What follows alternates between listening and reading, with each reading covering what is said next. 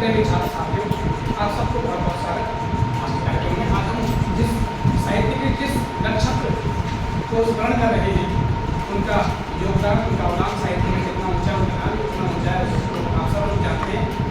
मैं बस एक कविता स्टूडेंट था, तो मैं एक कविता आप सबके सामने प्रस्तुत कर रहा हूँ।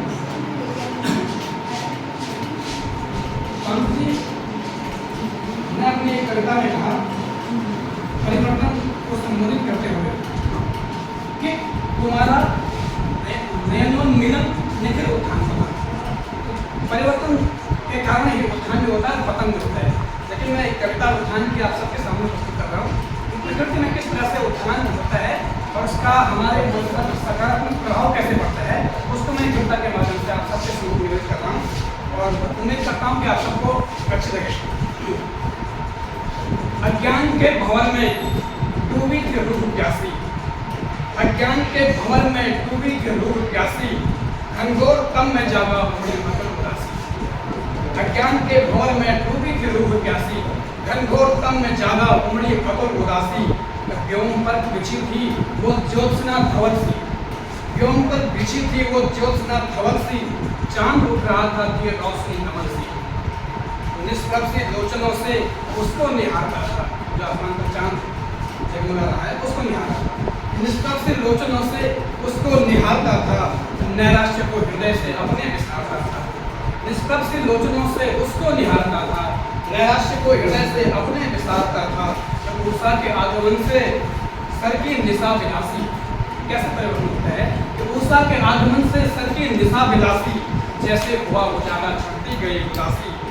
सूरज उदय हुआ है उम्मीद के गगन में, सूरज उदय हुआ है उम्मीद के गगन में, उत्थान हो रहा है मेरे असीम मन में, उत्थान हो रहा है मेरे असीम मन में। पर ये शक्ति कौन है जो कवि रवि को उगा रही है, ये शक्ति कौन है जो रवि को उगा रही है, मेरे हृदय में सोए कवि को जगा रही है।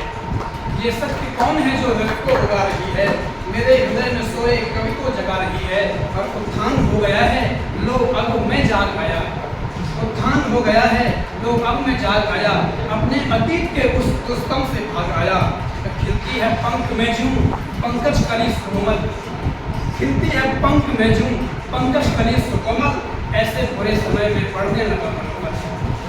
खिलती है पंख में जूं पंकज कली सुकोमल, ऐसे बुरे समय में पढ़ने लगा मनोबल।